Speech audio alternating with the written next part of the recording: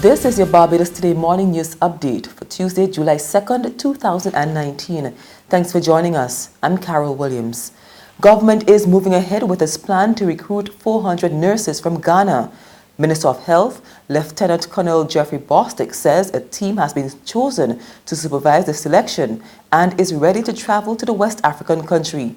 They're now awaiting word from Ghana on when it's ready to begin the process.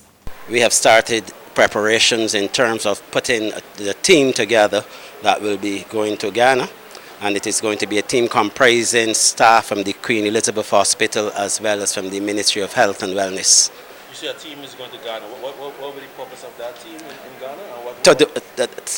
To facilitate the recruiting process of the nurses, because we have to send people there that will be able to verify and to certify that the persons who want to come to Barbados to work, that they satisfy the requirements, satisfy our standards, and recognizing the fact that we are looking at a cross-section of nurses for the geriatric system, for the polyclinics, as well as the Queen Elizabeth Hospital and the psychiatric hospital.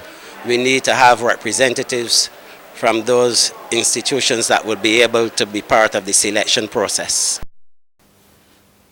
Former Police Commissioner Orville Durant is cautioning against the piecemeal approach to tackling the crime wave affecting Barbados. While noting that numerous solutions have been put to the authorities, the 84-year-old suggested that all the initiatives should be properly coordinated. You need to coordinate it, because if it's not coordinated properly in the society, people will just go in different directions. But that's all we need. We need a full coordination. And we do coordinate for many of the other problems we face in the society.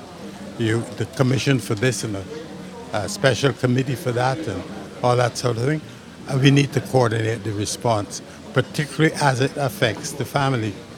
Because until you are able to give the kind of support that families should be getting, you're not going to make very much of an improvement. But we have to try. The former top cop was speaking to journalists on the sidelines of an award luncheon recognizing his 37 years of outstanding service to the Young Men's Christian Association. He also agreed that Barbados' crime situation will get worse if more attention isn't paid to the family unit. 5 neighboring houses robbed within hours. Residents of Foster Hall, St. John are demanding action as thieves continue to target their homes and make away with cash and jewelry, including on Saturday night and early Sunday. While police are investigating the break-ins, no arrests have been made as yet. Barbados Today spoke to some of the residents. I realized that my shoes were scattered all over the place. I saw broken glass, so that alerted me that somebody had broken into the house. Further then, I went to my daughter's bedroom and I saw all the drawers pulled. And I saw a money box missing. It's very scary, honestly, because how close the houses are and stuff. It's very scary because they say it's somebody who's sitting down actually watching us leave home, or knowing, well, none of us are home because of the car. They will know, but it's somebody who has to be even closer than that to see everything that's going on. So it's very, very frightening, that's the truth. It was about a month ago, Friday night. I didn't realize it was a break-in. Not the morning. I went downstairs and I see what was on the over table downstairs, scattered out. But I thought the wind had, blew them about. And I wasn't sure that was a break-in. The money box was missing. I thought my cousin had moved it the day before to put it in a safer place. When I come through the gate, when I get to open the door, when I get in the house, I see the window shut right up and the blind shut back. I think it's very frustrating. We need something done urgently. Tell the truth. Something. I don't know how the police is going to handle the situation, but something need doing. To see who has to go there and work so hard, and idlers, I could say idlers just coming in, thieving what you have is not good enough. I am very, very concerned. There's regional and international news after this short break.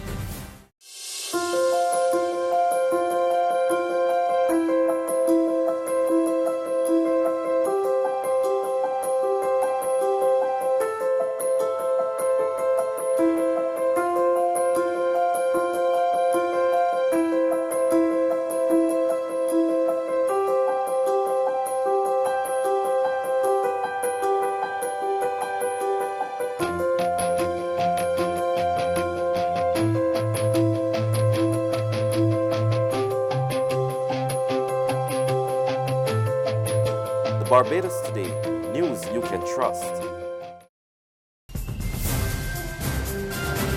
In the region, a 17-year-old survivor of a mass shooting in the Bahamas on the weekend is speaking out after the ordeal. The teen recalls being shot twice in her leg, while her 10-year-old sister lay bleeding, screaming for help. Her father was also injured. We get more in this Our News report. 17-year-old Nikita Pratt has a bullet in her left leg and is left to move around on crutches. After graduating high school just a few weeks ago, Nikita was excited to start a new chapter in her life. But on Saturday, while attending her stepmother's birthday party in Montel Heights, the unthinkable happened.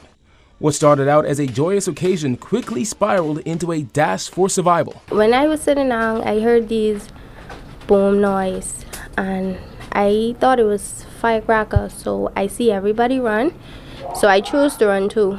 And when I look, it was gunshots. My auntie fell in front of me, and then I fell down. And I realized I had a hole in my foot, and I was shocked that I got shot. And my auntie was screaming that somebody should help her. She said she can't feel her legs. Then on the side of me, it was this young lady. Her eyes just was open, and I assumed that she was dead. She wasn't blinking, and the blood was coming from her head. In the end, 14 people were shot, including Nikita's 10-year-old sister, Taisha. She remains in hospital with 2 broken legs. And finally, European leaders worked through a long night of furious debate yesterday as a bid to find compromise on Brussels' top jobs ran into stiff opposition. France's President Emmanuel Macron and Germany's Chancellor Angela Merkel came to Brussels after developing a plan on the sidelines of the G20 summit in Osaka, Japan. We get the details from France 24. Up all night and still no consensus. For the 28 leaders of European Union countries, disagreements continue on the key post of European Commission President.